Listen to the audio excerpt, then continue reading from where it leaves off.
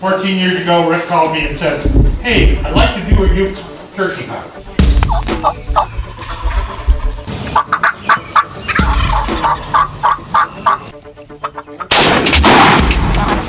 Fire!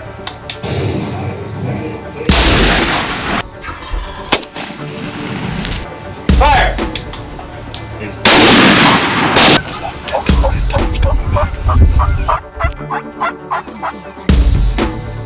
Let's go. This is my first bird. Jump on its head, would you? Better be over prepared. This is my first bird. All right, that's an Eastern turkey. The tom was an inch away from where I could have shot.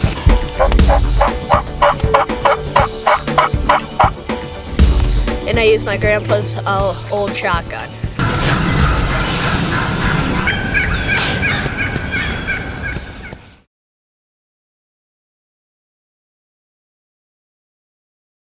Gals, welcome.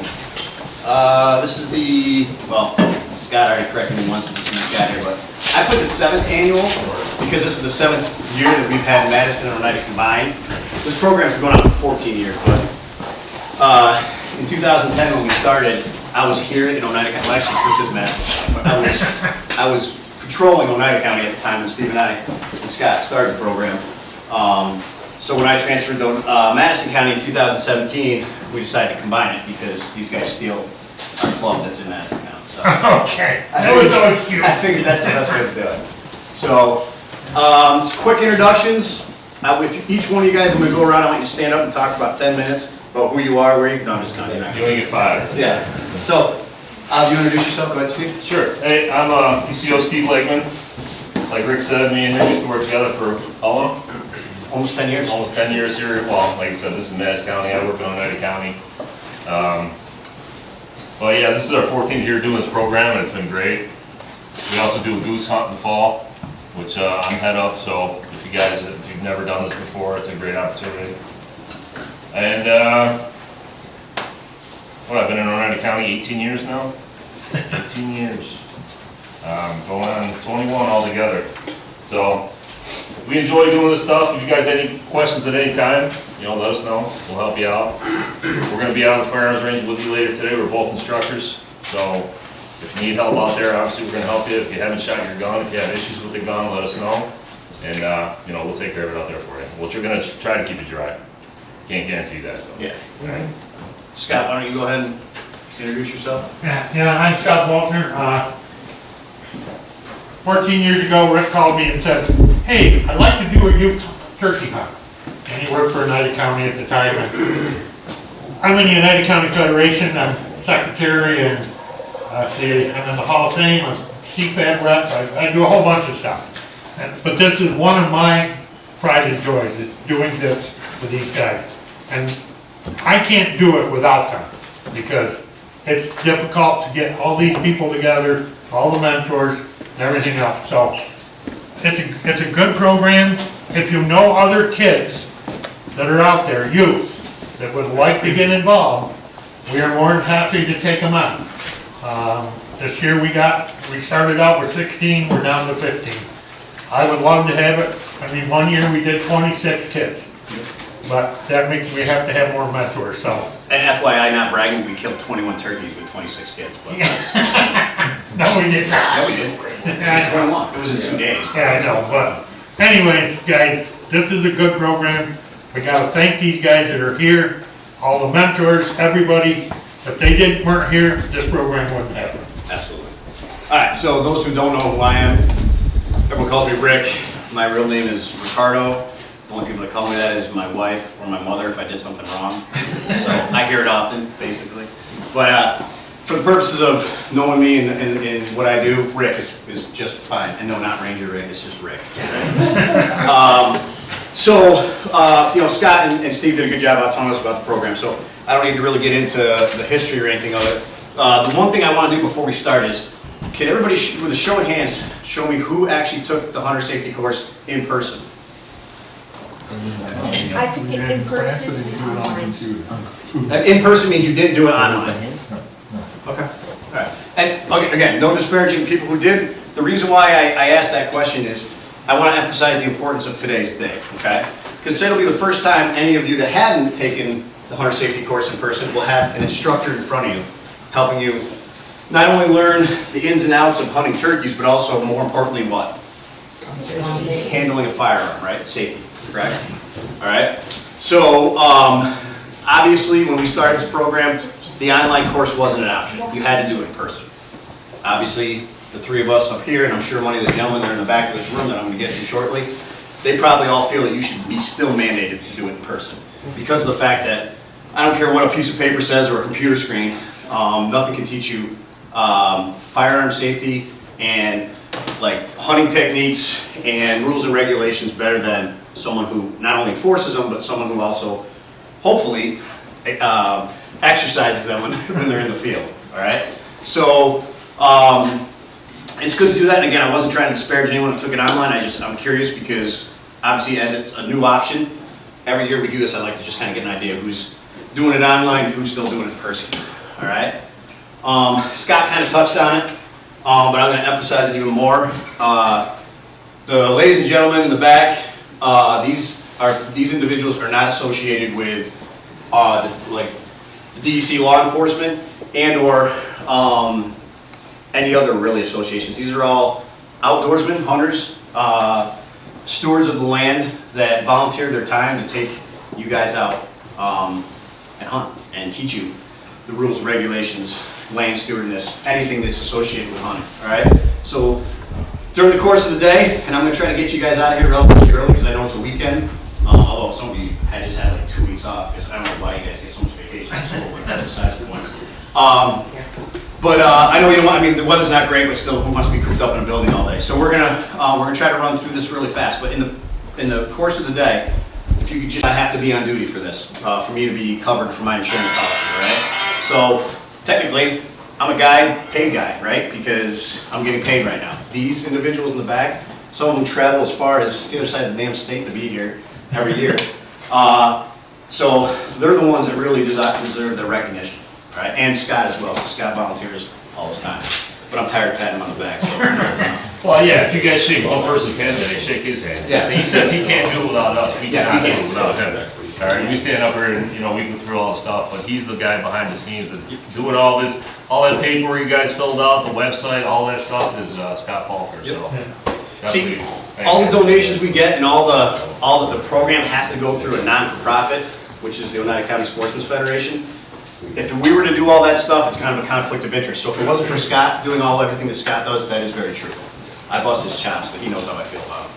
Well, probably not, but anyway, that's so, No. right. Is that something new? So anyway, yeah, so the first part, what we're gonna go through today, just so you kind of get an idea, we're gonna do a PowerPoint. I'm gonna flip through it pretty quick. I'm gonna touch base on some rules and regulations associated with hunting wild turkeys in New York State. We're gonna go over some scenarios where is this a good shot or a bad shot? Basically, and I'll touch on when it gets to that point, is it a good idea to shoot when there's more than one bird there? Situations that arise like that. And then we're gonna get into the marksmanship, firearm safety, and all that stuff. So it's warm in here, the lights are gonna be off. You might get a little heavy-eyed at times, all right? So if you're gonna do that, do it in the beginning, because when we get to the firearm stuff, I need you guys to be very attentive, okay? Because we joke around, as you can see, but when it comes to handling a firearm, obviously discharging a firearm, or being in a field with other people with a firearm in your hand, there's no joking around about that, right? Okay, so we're gonna go over this. We'll cut out, Steve and I will get the range ready, and then we're gonna call each one of you guys out individually. Or do you want to do two at a time, or just probably while other people are actively shooting, okay? Understood? And keep your phones away. I don't see you playing. All your phones should be turned off right now. Turn And off. Officer Lakeman is gonna call you guys out individually. We'll walk out, we'll get, that's why we have you guys put your names on the tags for your firearms, because that's who's gonna go. So he'll be like, Caleb, and when he calls your name, you're gonna walk over, you're gonna grab your shotgun, and you're gonna head out to the range, okay?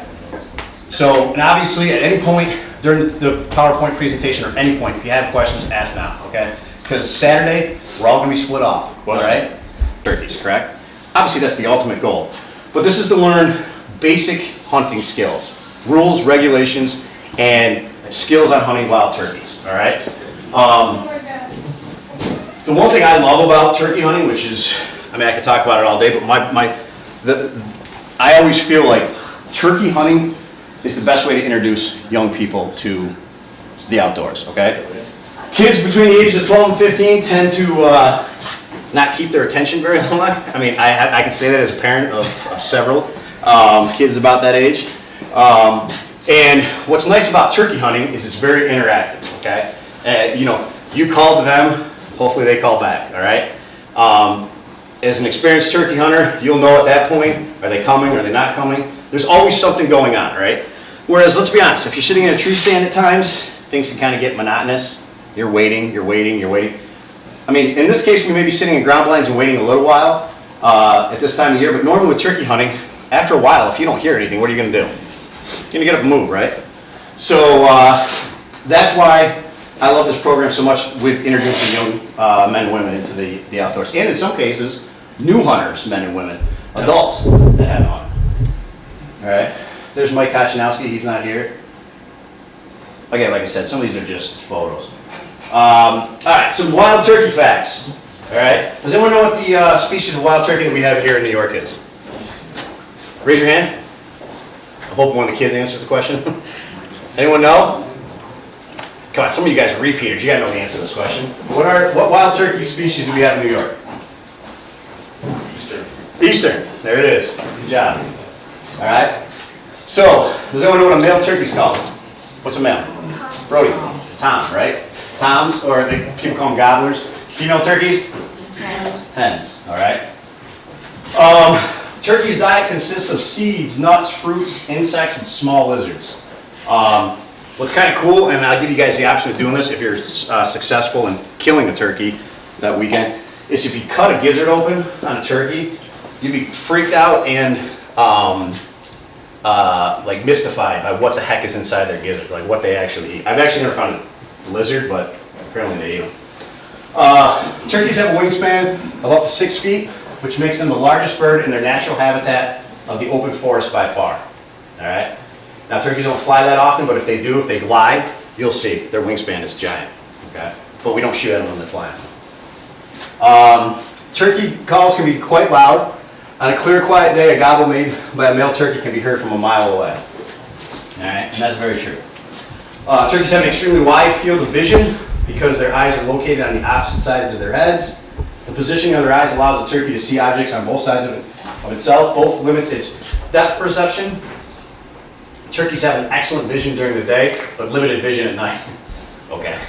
Well, it's dark. Everybody's I don't know why that's even on there, but yeah. So I guess what you guys should pick out of that is when you're hunting deer, what's the biggest thing you got to worry about most of the time with deer? Your scent, right? Deer have a very, very elevated sense of smell. Okay. Turkeys, just the opposite. They have zero sense of smell, which is probably good because they stink pretty bad, so they won't even like themselves. But their sense of vision is ridiculous. Okay. So it's very, very important that we limit our what? Our movement, right? Okay? And we'll go over all that stuff. But what's important to remember out of that is, like I said, turkey's eyes are on the side. So they basically have like 180 degree, sometimes even more vision. So they're constantly looking. You'll see them pick their heads up, put them back down, pick their heads up, put them back down. Normally when they do that and their head stays elevated and it doesn't move, that normally means what? They see something, right? Whether it's something they like or don't like, all right? So keep that in mind. Turkeys have no external ear structures, but they have small holes in their head located behind their eyes where sound can enter. Turkeys can pinpoint sounds up to a mile away. We already talked about that. We already said that turkeys don't have a strong sense of smell, and the region of their brain that controls smells is very small compared to other animals. Turkeys are usually found in forests, but they may be found in grasslands and swamps. Wild turkeys are nearly wiped out by hunting in the 1930s, when there was only about 30,000 in the wild. Due to conservation efforts, turkey numbers have rebounded and are estimated to be about around 7 million. Now that was about 4 years ago. I'd have to imagine that number's probably down a little bit now. In certain regions of the country, in fact, it's way down. Like turkey habitat has become less and less. Certain areas are getting wet spring, so hatchings haven't been successful. Predation's been an issue. I would say this number is probably closer to 4.5 to 4 million, to be honest with you, almost half of that number now. Newly hatched turkeys leave the nest within 12 to 24 hours. In order to feed, mothers will feed the hatchlings for a short period of time before they must fend for themselves. Turkey feathers were used by Native Americans in order to stabilize their arrows, which is really important. Wild turkeys are one of the most popular game birds in America. And where do turkeys sleep? In trees. In trees, right? And why is that important? Because you can't shoot off their nest. Off their, well, that would be a hen, so we would have an issue with that anyway. But no, why is it important that turkeys sleep in trees? So predators can't get to them. Excellent, right there, that's the answer. Yep, it's for safety reasons, right? And it's also important for us to know that why. If you're on an elevated, if turkeys can already see really well anyway, right? And this time of year, there's no what? Leaves. Leaves, right? There's no canopy right now.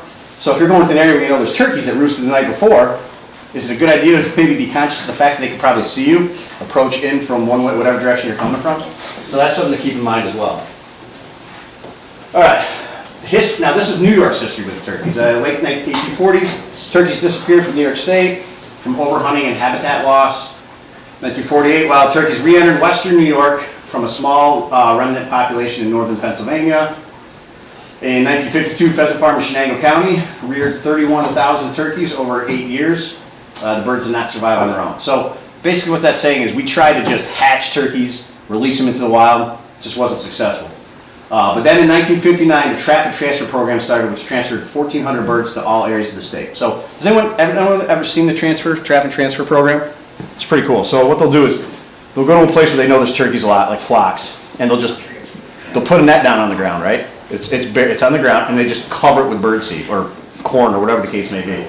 And what they do is it's got explosives on each side of the net. So they wait till the turkeys come in, they start feeding, and then they'll detonate those explosives, and it blows the net up, and the net covers them up. And then they'll go there, they'll tag them, trap them, put them in crates, and then they'll go to different parts where the population might not be as dense, and they release them. And that has been the most successful way to. Turkey basics. We already said this. Mature males are toms. Immature males are jakes. Females are hens. Hatchlings are poults. The turkey habitat, make sure mature woods, open fields, and crops. Now the reason why we have had a lot of success in this area in our program, and I say success not just because we kill turkeys, but because we see them, is because this terrain that we have in southern Oneida County and Madison County is all rolling hills, hardwoods, waters, cropland, right? I mean, you can't build a better habitat for turkeys, all right? And that's why this particular area in New York is the population's healthy here, okay? I won't say great, because it was better 10 years ago than it is now, but it's definitely healthy, all right? And you can ask anyone, because I hunt with a lot of people from western New York, from the southern part of the state, and they all say the same thing, that this area of New York State, central New York area, has some of the best turkey hunting in the state of New York, all right? When a hen lays, she lays between 4 and 17 eggs. They usually lay it on the ground. They'll try to nest like in areas to keep away from predators. Unfortunately, it's not always successful. They lose a lot of their eggs to what? Fishers. Fishers sometimes. What else? Foxes. Raccoons. What else? It stinks really bad. Skunks. Skunks. Yep. I was going to say Amish, but anyway, that's for another time. Anyway, so If you want to think about it, 50% of the eggs that hatch don't make it due to a lot of it is weather. weather, correct. Yep. And then the other 25% is predation. Yeah. So I mean, so they say a hen will lay 17 eggs. Let's just say for the sake of argument she does. Guess how many on average probably hatch out of those? 3 to 5 probably, Yeah. on average. And that's probably a good hatching actually. You might still only get about 1.5%. Correct. Right. And the Amish get all this. That's all right. So anyway, wild turkey subspecies. We talked about what New York has. What's the subspecies? Eastern, right? And that's what you guys will be hunting next weekend. You have the Osceolas, Rio Grandes, Merriams. My wife and I are actually headed out to South Dakota to hunt Merriams in a couple weeks. Goulds, which is southern part of the United States and northern Central America, right? The Goulds. Yeah. And ocellated birds, which is probably the ugliest turkey you've ever seen in your life, and we'll see it here shortly. all right? I would shoot it just to get it out of my way. All right, that's an Eastern turkey, all right?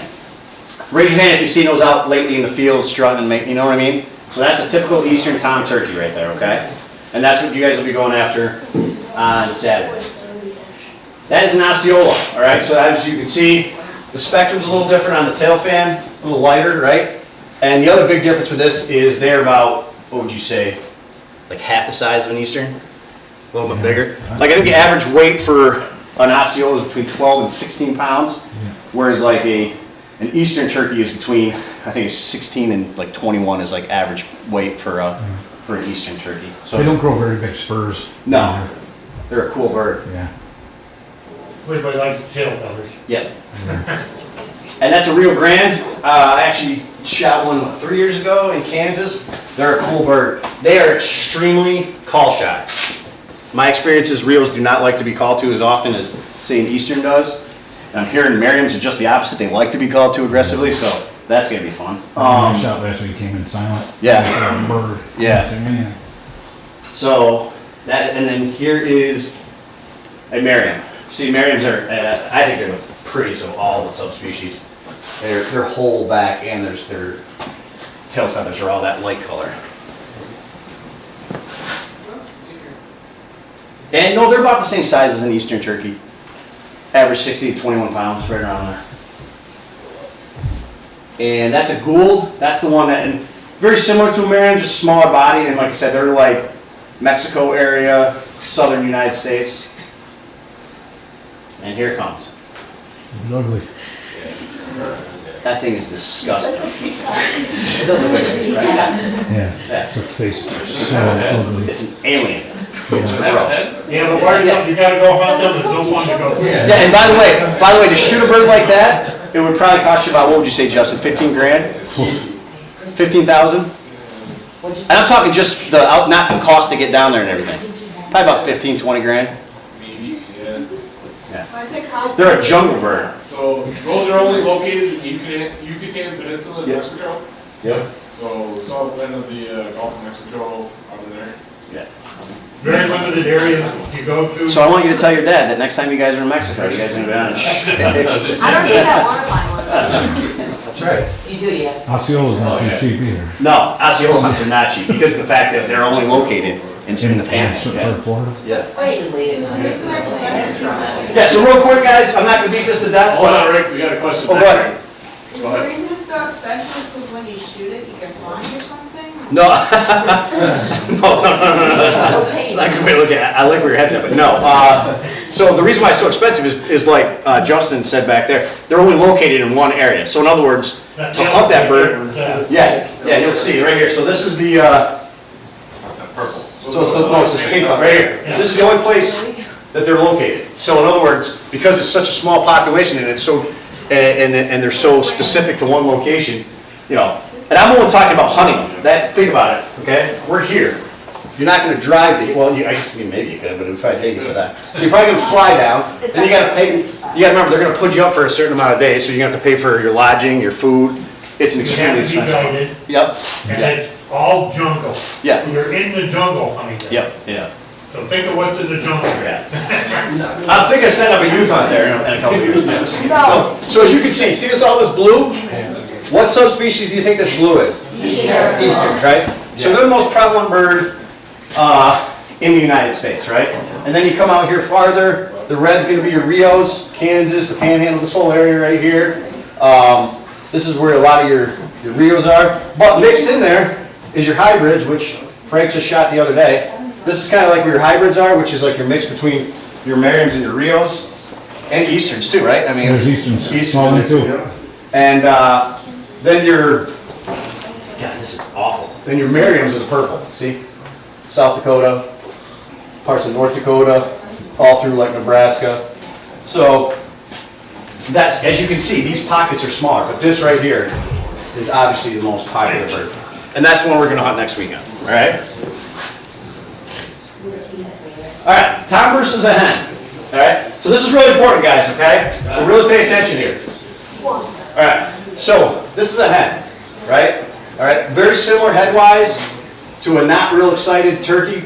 To a Tom, I mean, see how the head's red, doesn't have the snood, but still, you know, if he's not excited and his head's just up, his head's gonna look very similar to that with a snood, but you may not even be able to see the snood. But what's important to know in New York to shoot a turkey in the spring, what does it have to have? A beard. Raise your hand, raise your hand. A beard. Good job, a beard, right? So let me ask you a question then, because that's confusing. Well, what if she had a beard? Could you shoot her? How many people say yes? Yes. How many people say no? How many don't know? Yeah, that's good. There you go. The answer to that question is yes, you can shoot her. All right? You can shoot a beard, in the spring, you can shoot 2 bearded birds. All right?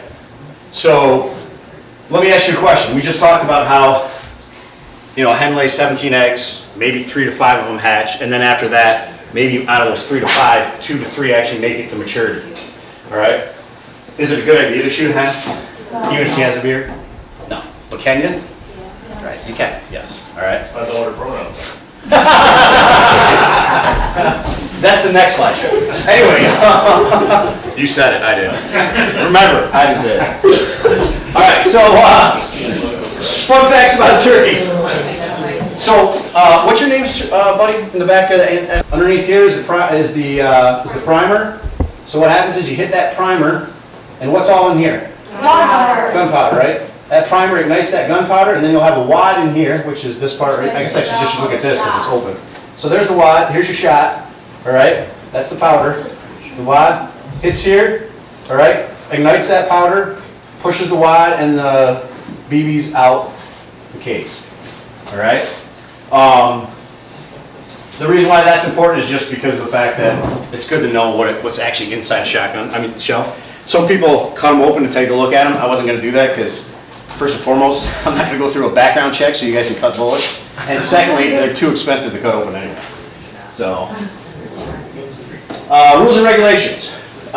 When you fill out a tag, we need the date, the county, the town, and the wildlife management unit. All right. So, does anyone know what a wildlife management unit is? Go ahead, bro. It's kind of like a area code, like some or like one. That's a good way to describe it. Yeah, it's very well good. So we sit right now in 6S. Is this 7M or 6S still? 6S. This is still 6S, even though it's Region 7. Yeah. Makes sense. So the line up there. The line is like right there. So what'll happen is, and whoever your mentor is, I'm not sure where you guys are going to be hunting, but they'll know what wildlife management unit you're in. Okay. When you weigh a bird, when you report it, it's the spur and beard length is going to be to the nearest 1/4 inch, and the weight of the bird to the nearest pound. So like once you harvest your bird, you get your pictures taken, you bring it back here, you brag to your friends or whatever it is. You got how long to report that bird? 48 Hands. 48 hours? That's an answer. It's not the right one, but it's an answer. Go ahead. Does anyone have one? Anyone else? Anybody got a guess? 24. That's you're going the wrong direction. 20 days. That's now you're way too far out. Go ahead. Go ahead, Fenner. 75 hours? 75 hours? It's actually 3 days and 3 hours. That's exactly it. It's an answer. Yeah, no, it's an answer. It's not right. It's a week. It's 7 days. Okay, you get 7 days. I would have figured you guys would have went with days and not hours. You know what I mean? So yeah, it's 7 days. So my advice is, how many people in here have cell phones? Okay, so a lot of you guys have cell phones, right? And how cell phones? How many of them are smartphones that have like internet access? Okay, so you could probably do it when? Right away, right? So my advice is, yes, it has 7 days, but if you're out in the field, why not just report it right then? You're not going to use that tag again in Western New York last year, and Frank was back with me, but Justin's sitting at the tree, the young man's sitting here, all right? Frank and I are behind him. So Justin tells the shooter he has clear here to 45, clear here. Some of you guys have red dot scopes, some of you guys just have like beads. Everybody's got a different setup. So when Officer Lakeman and I are out on the range with you, we'll look at what sight you have set up and we'll tell you what your ideal sight picture is. Target engagement, all that means is, like, think of that as distance, right? So if that turkey's 50 yards away and that's not like your ideal shooting distance, then that's probably not a shot you want to take. Your trigger squeeze, right? We're not slapping the trigger, we're just slowly squeezing it. Every time a shot goes off, it should be what? A surprise, right? It should be like squeeze, squeeze, squeeze, boom. You know what I mean? Like you should not, because that takes care of two things, right? That takes care of some of your fear, but it also takes care of what? Jolting the gun. Exactly, anticipation. So you're like, you know what I'm saying? Whereas if you just pull that trigger, boom, it just goes off, right? All right, and then breath control, right? So what I like to do is just take a deep breath in, and as I'm exhaling, I'm squeezing at the same time. Boom, and it goes off, right? Now, obviously, as new hunters, you have 1,000 things to think about, like as the turkey's coming in, and you're gonna have, all right, get ready, and you're gonna have two people talking in your ear. So thinking of breath control, triggering, target engagement, good sight picture, it's a lot, all right? And that's why a lot of our veteran hunters are trained that have hunted with use, young, first-time hunters. They understand all that. So they're just gonna tell you to take a deep breath, relax, relax, relax, and hopefully as they're saying that, you're focusing on them and not focusing so much on, am I doing everything right? And then boom, it's a surprise, and then the bird's flopping. Let me go grab Scott. And our first round is going to be with a 9-shot. Okay. That's right, man. The more BBs, the better. 9-shot. 9-shot. I got 2 7.5s. No, put it right in there. Put it right in there. Go ahead, load it up. Here you go, Troy. Put it right up there. Let me show you a trick real quick. Safety's on. All right, go ahead, load that second round. All right, now stand by. Doesn't Just keep it matter. going right like that. Yep, your finger off the trigger, now Go it's right on the in there. trigger It guard. doesn't have to be up like this or anything like that, all right? Safety's on, you're ready to go. All right, command and fire, you're going to fire 1 round, top target. 1 round, top target. You ready? Fire! Eject. Go ahead, Eject, check that safety's shell. on. Cycle the action. Yep, very good. There you go, cycle that out. Good job. Safety back on. All right. What do you have for shot? It's just 7.5s. There, you have a 9 and give me 7.5. Okay. Hey, Troy, eject that round out. No. Take out the live round. There you go. Keep the safety on. Keep that muzzle pointing forward. We're going to shoot a 7.5. We're going to switch it up. All Here you right, go, Troy. Load this one. so do what I showed you. Yep, just So throw it remember, bottom in. target on this one, right? Just Perfect. stand by until Officer Lightman's ready. All right, 1 round, bottom target. 1 round, bottom target. Feeler. Fire!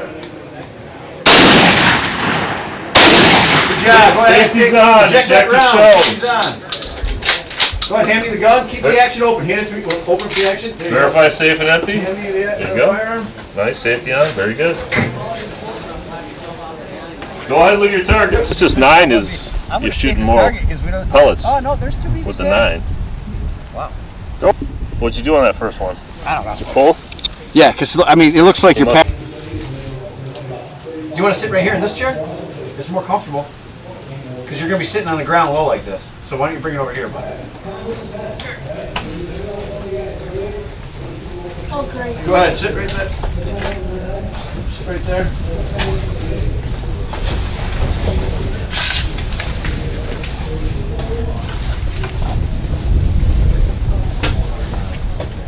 All right, Harris. Here you go, buddy. Take that. You know how to use the safety and everything, right? Yeah.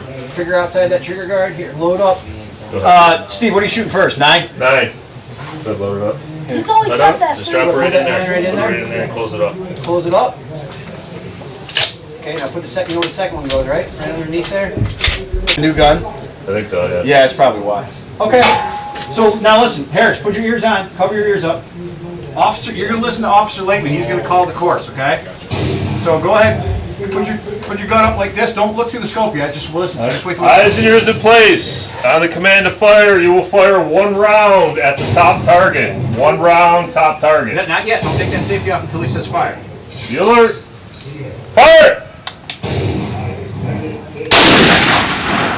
Racket chamber. Safety back on. Safety right back on. Safety on. Take that. Very good. Get that one shell out. You got to wrap Safety that on. action quick. Go ahead. Get that second one in there.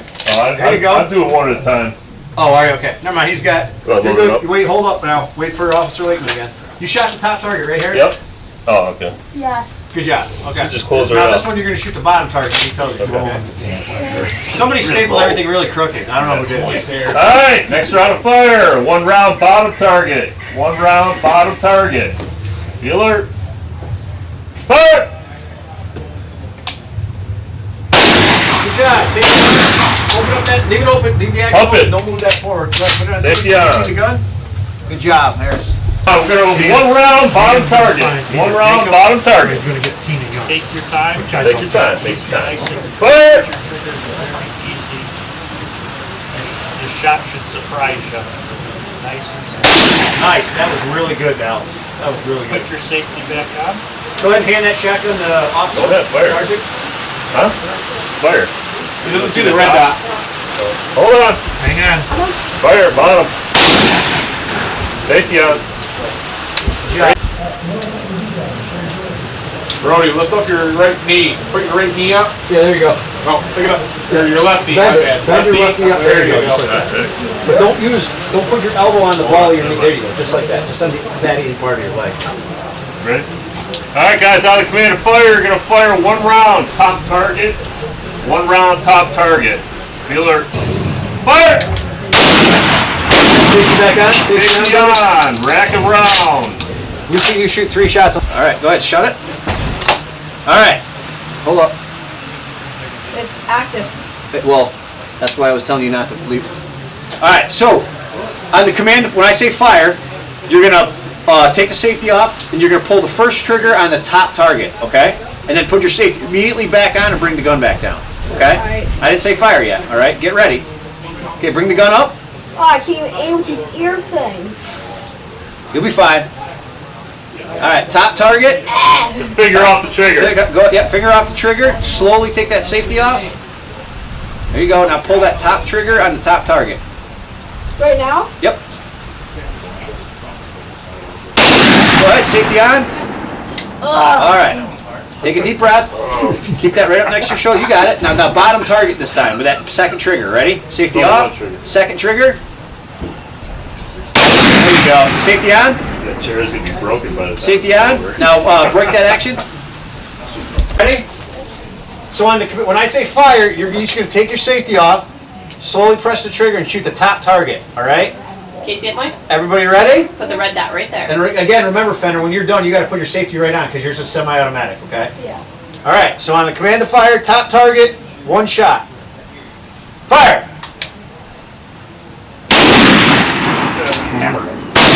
Okay, safety on, bud. Safety on, point. Safety on, Moy. Then rack your action. Safety off. Shoot the bottom target. Wait, it's There you go. Keep it against your hand, Mara. Yep. Just like that. Fire. There you go. Safety's on.